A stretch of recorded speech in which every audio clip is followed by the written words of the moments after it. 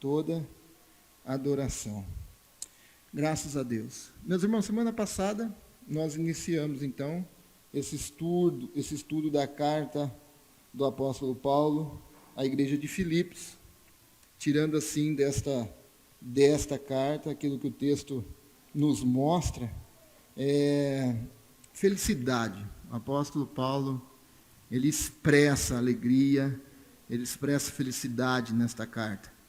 E falamos que você vai encontrar, se você ler aí na sua Bíblia, pelo menos 16 vezes o termo da felicidade, do alegrai-vos, do regozijai-vos.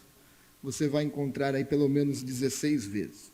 E temos meditado, então, se há, na verdade, alguma possibilidade de sermos felizes aqui nessa terra. Será que há alguma possibilidade? Ou então, será que eu vim para o mundo para sofrer só? Será que eu vim para o mundo apenas para passar perrengue, né? E nós temos visto que sim, é possível ser feliz aqui. É possível nós desfrutarmos de uma felicidade. E lógico, não uma felicidade plena, porque aqui nós teremos momentos de tristeza, teremos momentos de abatimento, dores. Então não é uma felicidade plena, mas é possível sim nós desfrutarmos de uma felicidade que há em Cristo Jesus, uma felicidade que há no reino de Deus. É muito possível. E o apóstolo Paulo nos mostra isso. Nós vimos semana passada sobre eu quero partir, estar com Cristo, o que seria muitíssimo melhor. Ciente disso, estou certo de que continuarei vivo para ajudar todos vocês a crescer na fé e experimentar então a alegria. Aqui com vocês, aqui nessa terra, eu posso experimentar a alegria que ela faz, a fé, a alegria de estar ali ensinando os irmãos, estar acrescentando na fé dos irmãos. Então é possível nós sermos felizes. Mas também exige de nós um aprendizado, certo? O apóstolo Paulo também mostrou isso. Que digo isto não por causa da pobreza, porque eu aprendi, teve algo pedagógico, teve um ensinamento. E desse ensinamento eu tive um aprendizado, a viver contente. E uma pessoa contente, com seu contentamento em tudo aquilo que Deus lhe dá, essa pessoa é feliz. Ela é grata, nós falamos semana passada. A pessoa contente de tudo que vem de Deus, ela experimenta a felicidade que há em Cristo Jesus. Paulo aprendeu a estar contente. Então, há alguns hábitos, então, nós temos visto. O tema é esse, hábitos da felicidade. Há alguns hábitos que nós precisamos desenvolver, precisamos exercitar, precisamos, então, colocar em prática. Precisa fazer parte da nossa vida. Esses hábitos precisam ser exercidos no dia a dia. E assim nós desfrutaremos de uma felicidade que há em Cristo Jesus. Mas isso depende então de treinarmos o nosso coração, treinarmos o nosso lado espiritual, cultivar os hábitos espirituais, para assim nós desfrutarmos desta felicidade. Não ligar nas coisas externas, mas felicidade está mais ligado à coisa interna, principalmente nós, que temos o reino de Deus dentro de nós. E William Barclay tem uma frase que diz: nós precisamos desenvolver a felicidade, que não se baseia em fatores externos, mas vem de dentro. Isso requer graça de Deus. Primeira coisa, para desfrutarmos de uma felicidade, requer da graça de Deus, do favor de Deus. Requer da graça de Deus e requer empenho no treinamento espiritual do nosso coração. Então, graça de Deus, mais hábitos do coração norteados pela palavra, é igual felicidade. Ela resulta para nós felicidade. Semana passada nós refletimos sobre o hábito da gratidão. E a carta do apóstolo Paulo, um dos seus objetivos é expressar a gratidão para a igreja de Filipos, que tanto o ajudou, que tanto o ofertou, contribuiu no ministério desde o começo, nós vimos, até os dias de hoje, que era ali no dia que ele estava escrevendo aquela carta. E vimos que a gratidão é como um músculo também. Nós precisamos exercitar, porque ela não faz parte de nós. Ela não faz parte da nossa natureza caída. Nós temos dificuldade em sermos gratos. Nós somos mais tendenciosos a reclamar. Somos mais tendenciosos a lembrar as pessoas daquilo que nós fizemos. Mas não somos tendenciosos a lembrar daquilo que nós recebemos. E isso é com os outros e até mesmo com Deus. Nós somos muitas vezes ingratos com Deus. Então é como um músculo que precisa ser exercitado. Mas outro objetivo de Paulo aos Filipenses nessa carta é demonstrar então a sua confiança. E então estimular que a igreja de Filipos também confiasse no Senhor. É cheio de confiança essa carta. Então hoje eu quero convidar você a refletir comigo e desenvolver assim mais este hábito, que é o hábito de confiar em Deus. Nós precisamos confiar. E o texto de onde nós paramos nos mostra isso. Mostra Paulo confiante. Capítulo 1 diz-nos assim, versículo 12. Quero que saibam, irmãos, que tudo que me aconteceu tem ajudado a propagar as boas novas. Tudo que aconteceu tem contribuído para, assim, propagar as boas novas de salvação. A igreja estava, nesse momento, preocupada com Paulo. A igreja estava preocupada com o que havia acontecido com Paulo, qual era o estado dele. A igreja estava preocupada com o que iria ser, então envia Epafrodito com mais uma oferta, com mais um presente para Paulo, né? A igreja estava preocupada como seria também com a igreja se algo acontecesse com Paulo. E Paulo, sem mimimi, sem autocomiseração, sabe? Sem aquilo, ninguém gosta de mim, né? A síndrome do Chaves, pipi, ninguém gosta de mim, né? Não, Paulo não age dessa forma. Paulo diz, meus irmãos, até entendo que vocês estejam preocupados, mas eu quero dizer uma coisa para vocês. Tudo isso que aconteceu tem contribuído para algo. E Paulo, nós falamos, ele está preso.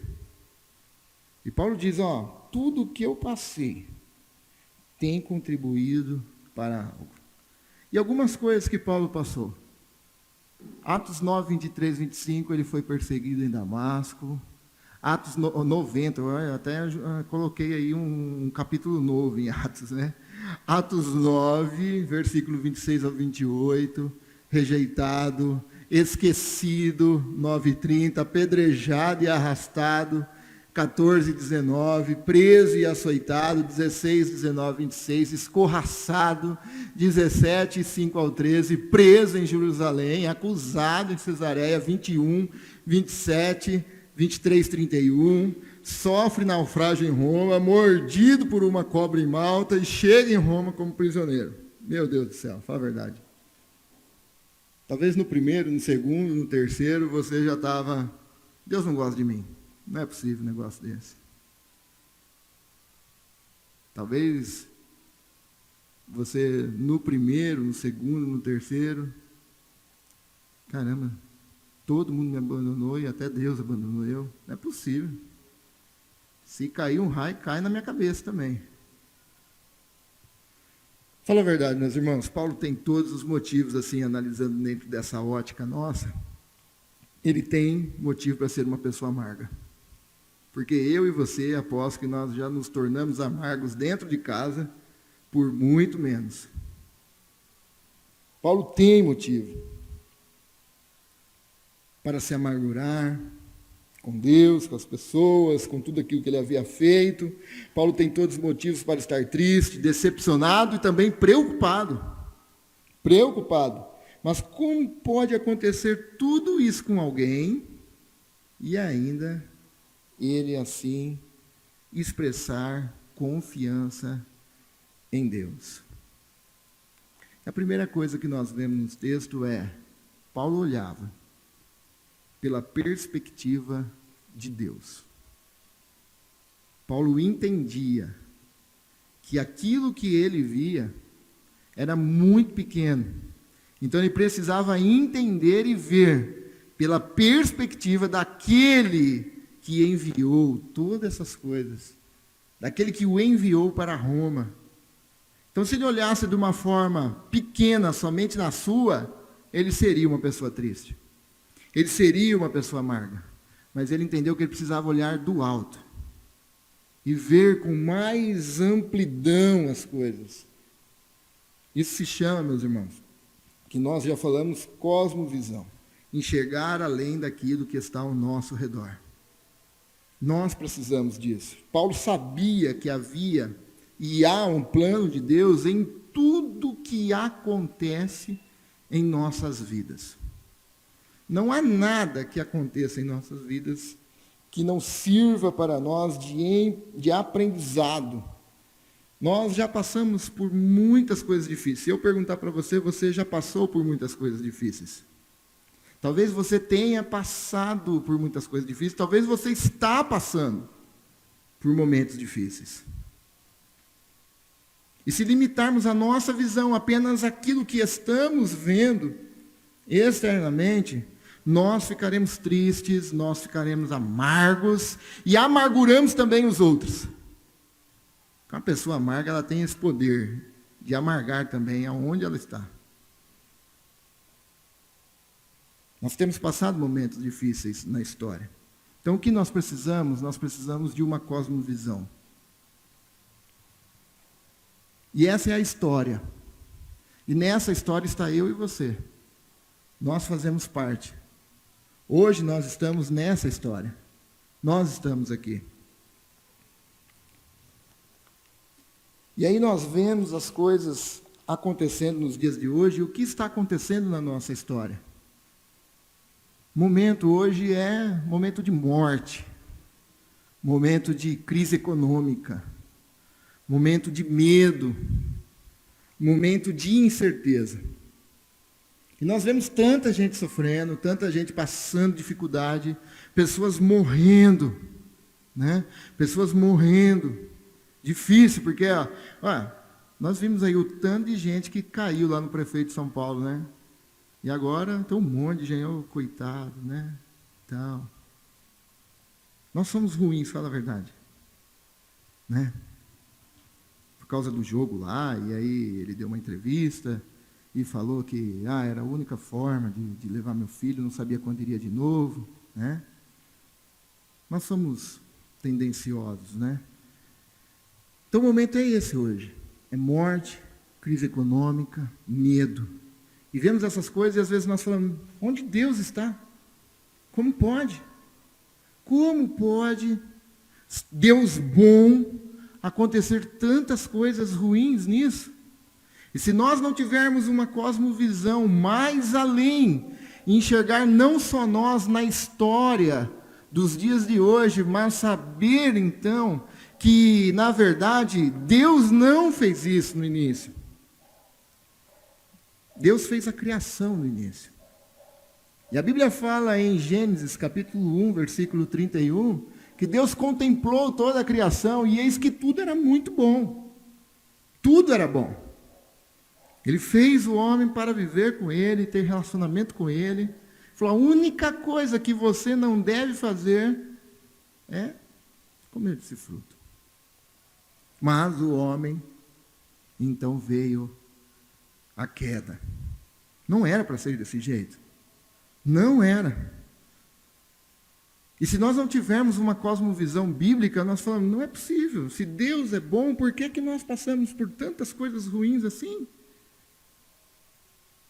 Mas os homens então tomaram a opção de desobedecer Deus. E quando eles desobedeceram Deus, o pecado entrou, e junto com o pecado veio a morte, veio o sofrimento. Veio todas as coisas da natureza que que foi abalada e principalmente em nós, que 100% fomos corrompidos. A queda destruiu. O pecado entrou e desestabilizou tudo. Esse é o que está acontecendo. Mas, como posso então resolver esse problema? O mundo tenta resolver esse problema, então. O mundo tenta resolver com suas ideologias. Essa ideologia dá certo, essa não dá. Essa ideologia partidária dá certo, essa não dá. Religiões. Eles tentam resolver este problema. Como pode? Tem algo de errado no mundo. Como que a gente pode resolver este problema? O problema é que eles não sabem que Deus já resolveu esse problema há mais de 2000 anos atrás. Deus resolveu esse problema. Como? Ele enviou Cristo Jesus, o Filho amado, o Cordeiro Santo, que tira, então, o pecado do mundo. E esse Cordeiro veio e se sacrificou na cruz do Calvário. E as pessoas não sabem, eles tentam resolver esse problema.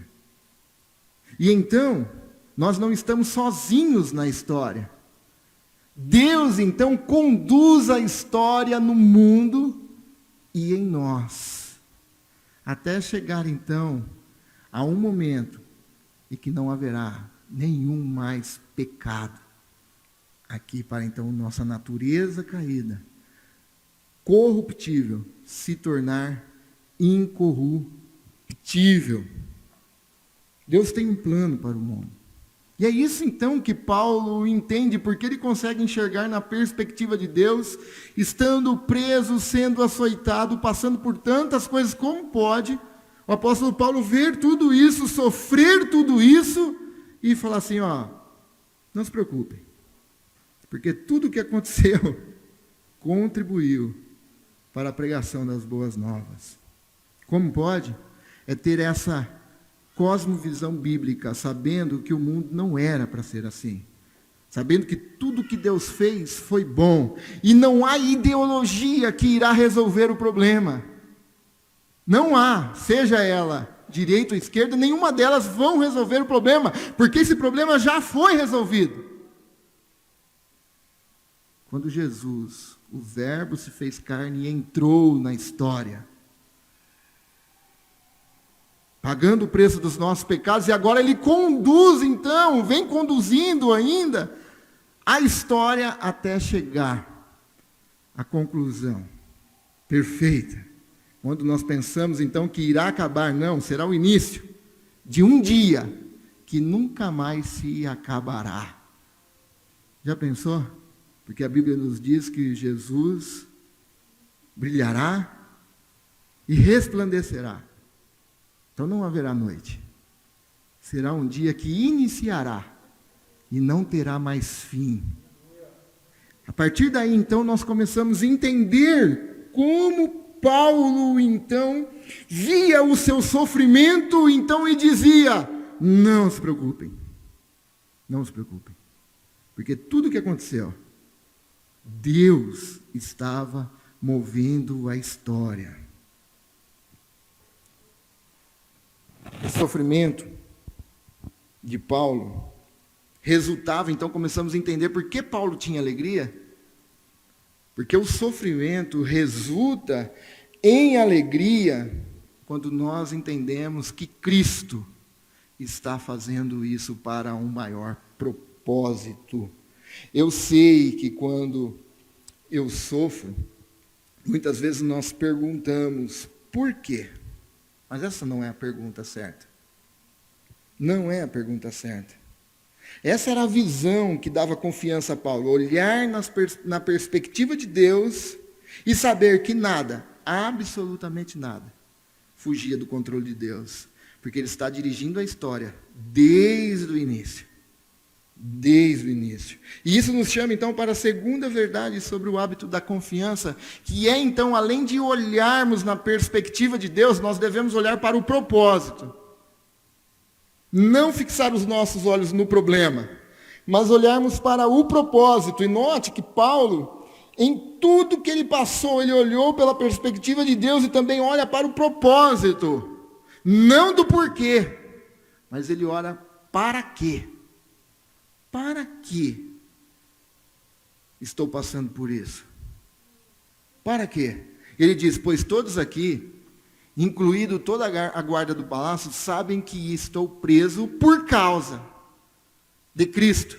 E por causa da minha prisão, a maioria dos irmãos daqui se tornou mais confiante. Gerou confiança ainda nas pessoas. Confiante no Senhor.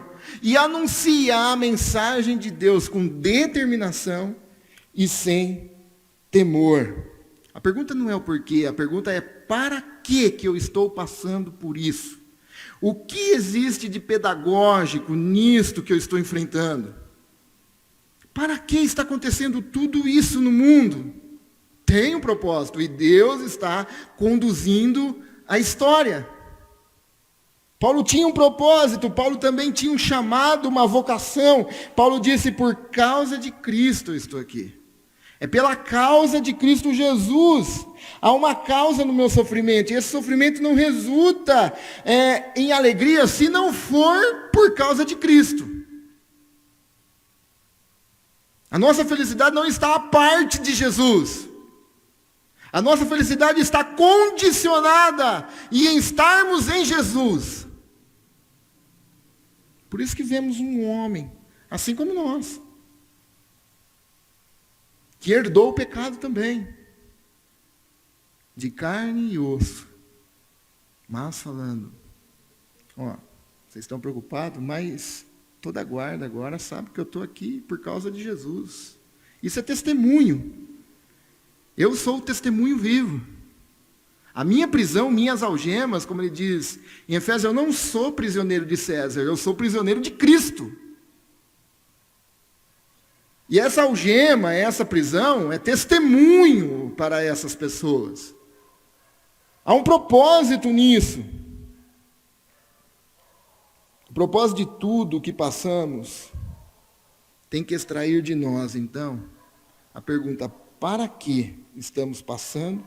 E assim entender que tudo o que passamos no momento da história que vivemos é para exercermos o nosso chamado.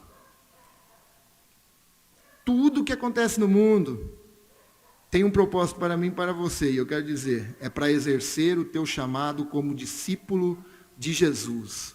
Fazer a diferença. Ontem eu falei sobre um versículo, falei que tem um versículo em Gálatas, Efésios, que nós não devemos perder as oportunidades nos dias maus. Até os dias maus nós temos que aproveitar as oportunidades que vêm nesse dia. Então tudo que acontece ao redor de nós é porque tem um propósito para nós. E nós temos um propósito de vida, de sermos discípulos de Jesus. E exercer então o nosso chamado. Nós precisamos para isso. Fomos chamados para isso. Mas o texto segue e diz, é verdade. E sempre aparece, no meio. Que aproveitam. E diz, é verdade que alguns anunciam a Cristo por inveja. Outros anunciam até mesmo por rivalidade. Já pensou? Mas outro, parece que é atual, A Bíblia é assim, é sempre atual. Mas outros o fazem de boa vontade. Estes pregam por amor, pois sabem que fui designado para defender as boas novas. Aqueles, no entanto, anunciam a Cristo por ambição egoísta. Não com sinceridade, mas com o objetivo de aumentar meu sofrimento. Aumentar ainda mais. Com o objetivo de aumentar o meu sofrimento, enquanto estou preso. Mas nada disso importa. Sejam as motivações deles falsas, sejam verdadeiras, a mensagem a respeito de Cristo, olha o propósito de novo. A mensagem a respeito de Cristo está sendo anunciada. E isso me alegra e continuarei a me alegrar, pois sei com suas orações e o auxílio do Espírito de Jesus Cristo, isso resultará em minha libertação. Para encerrarmos, a verdadeira felicidade está em Cristo. A verdadeira felicidade está na confiança, pois sei, eu tenho confiança que o Espírito de Jesus Cristo, isso resultará a minha libertação. A verdadeira felicidade está em Cristo, em viver uma nova vida com Cristo Jesus. Não há felicidade fora da pessoa de Cristo. Não há. As pessoas tentam solucionar o problema. As pessoas tentam solucionar o problema da felicidade. As pessoas tentam, então, buscar a sua felicidade em tantas coisas. Mas é impossível sermos felizes à parte daquele que veio resolver o problema. Jesus Cristo de Nazaré. É impossível. Ele veio para solucionar o problema. Ele resolveu o problema já da sua vida. O problema é esse que você não conseguiria resolver. Você pode dar um jeito aqui, resolver um probleminha aqui, um probleminha ali. Mas o problema do pecado e da verdadeira felicidade, ninguém poderia resolver. Ninguém. Mas Jesus entrou na história e resolveu esse problema. As pessoas tentam. Criam várias formas. Mas vão sempre quebrar a cara. Vão sempre. Paulo vivia para um propósito. O propósito de servir a Deus e servir as pessoas com o seu chamado, com a sua vocação, pregando a palavra, ensinando, vivendo. Pois ele mesmo disse: pois para mim o viver é Cristo e o morrer é lucro. Nós estamos na história ainda. Você está fazendo parte da história. E se eu te perguntasse para você preencher esse espaço, o que você colocaria?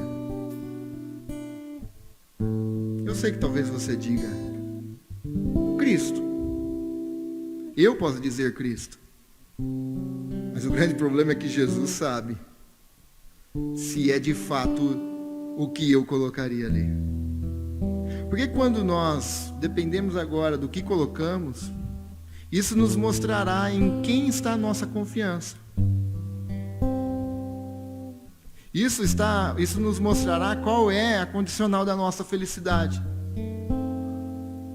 E Paulo Jesus, olha, para mim o viver é Cristo. Não há outra razão de eu viver, a não ser Cristo. Eu respiro Cristo, eu vivo Cristo, eu acordo pensando em Cristo, eu vou dormir pensando em Cristo, e tudo que eu faço é para a glória de Cristo. Agora, se fosse você, sinceramente em teu coração, se fosse eu, o que iríamos colocar ali? Família? Que não é nada fora, que não tem legitimidade. Mas qual é o primeiro motivo do nosso coração? Aonde está a nossa confiança? Profissão? Para mim o meu viver é a minha profissão.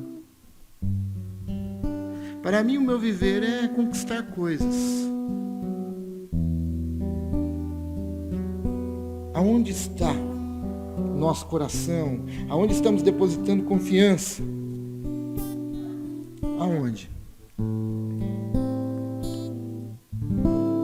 O que eu quero lhe dizer é que Cristo Jesus, a nossa verdadeira felicidade, aonde nós devemos colocar a nossa confiança, tem que ser a razão de tudo aquilo que nós fazemos. E assim então exercermos a nossa vocação. Se a minha vocação é ser advogado, eu vou ser um bom advogado, porque Cristo Jesus será glorificado através da minha vida. Se é ser enfermeira, essa semana foi o dia da enfermeira, eu vou ser a melhor enfermeira, porque Cristo Jesus é a razão da minha vida. Se é ser vendedor, se é ser um comerciante, tudo que nós façamos, nós temos que dizer, para mim, o viver é Cristo.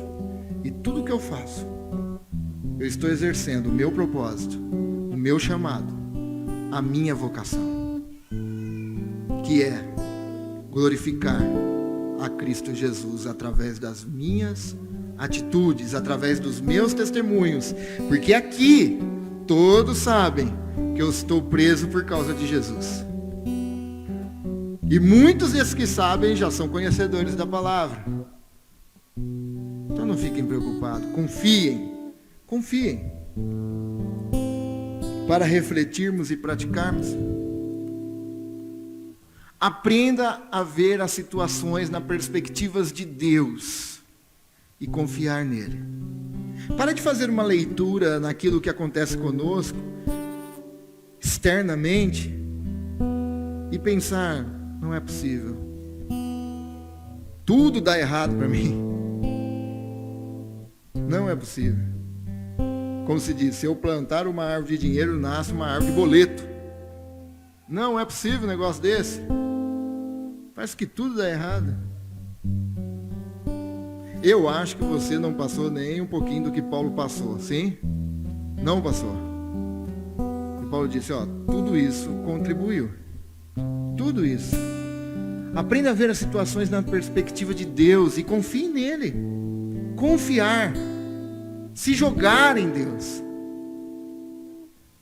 Eu não sei se vocês já tiveram a chance, uma oportunidade, você coloca um filho aqui pequeno e você se distancia e o filho pula, sem saber o que vai acontecer com ele. Por quê?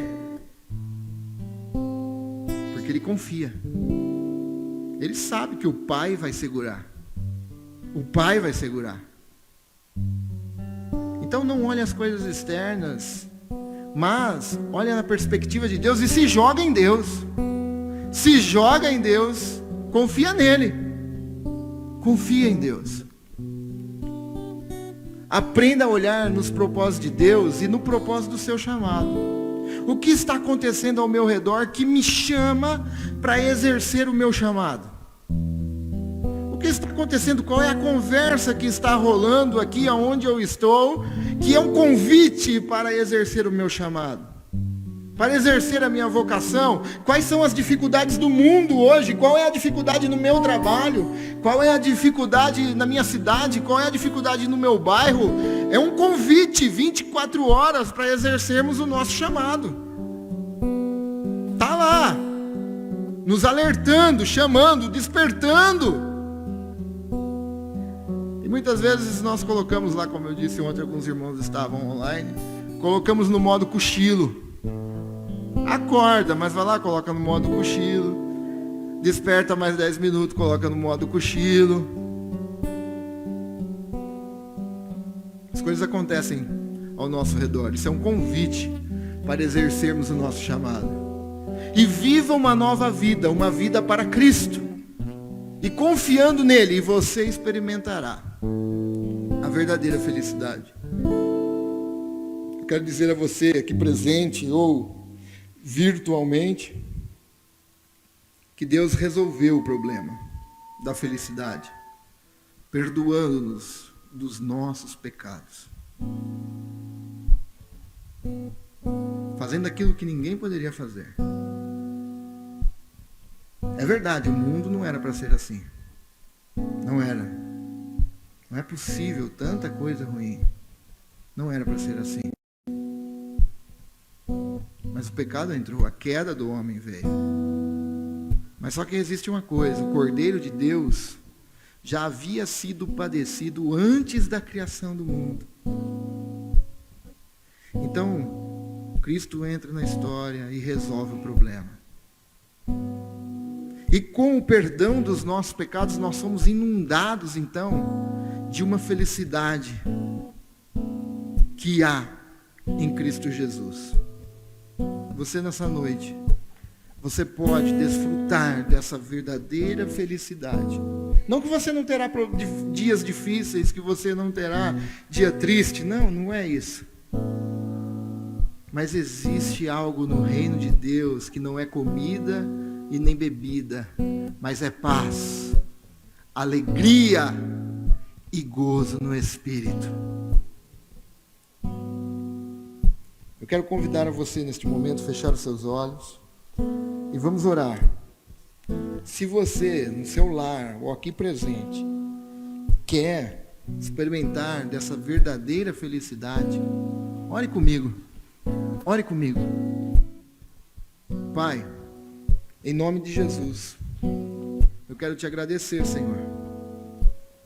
Te agradecer, Deus, porque o Senhor resolveu o problema. E agora o Senhor está conduzindo a história, Deus, para que assim nós vivemos uma felicidade plena,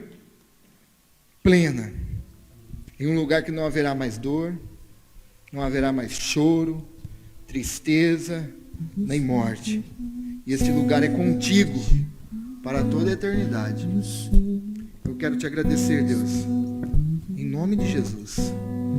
Pai, se há alguém em nosso meio, em seu lar, nesta noite, que quer, deseja experimentar essa verdadeira felicidade, inunda o coração, Senhor, desta pessoa, com uma alegria que há somente em Ti.